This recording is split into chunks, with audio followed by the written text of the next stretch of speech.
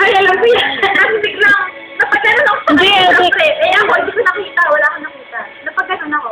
Tapos mamaya, Nakakita niya! pantaw niya yung babae. Sabi niya, simula nun, natatakot na siya katabi ako. Ay! Kasi ito talagang nahawakan niya ay ganon. Kasi ganon yun eh. Hindi ko man Ay, di hindi. Hindi ko siya makikita. Pero Ano? Di ko alam, no? Yun pala yun, ang dalig. Tapos. Nakakita.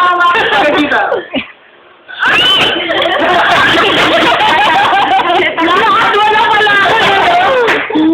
Ayun, di ba? Pero huwag kayo matakot sa mga ganon. Okay naman mga ganon. Yung nakakatakot, yung sumasabay talaga sila. Nung... Nangyari na sa akin, sinundan ako hanggang sa lahat. Ay, yung kaklase ko ate nung dati, pag pinagsasabi niyang may nakikita sa sumusundin nakikita. Natatakot na si Kuya Mark.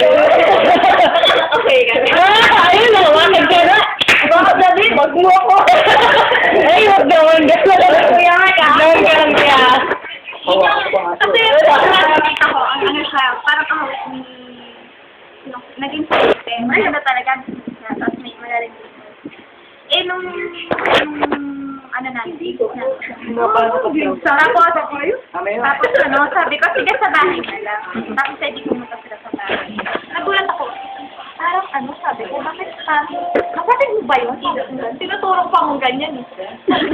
Ay, di tatlo lang kaya tayo. Sabi ko, ginala ko yung natakot sabi ko. Eh, sino yun? Alam mo, ginawa. Hindi, sabi ko. Ay, hindi, balik mata. Sabi ko, piniro ko na lang. Tama nga. Hindi mo kung kunwari ka na lang. Sabi ko, oy, joke lang.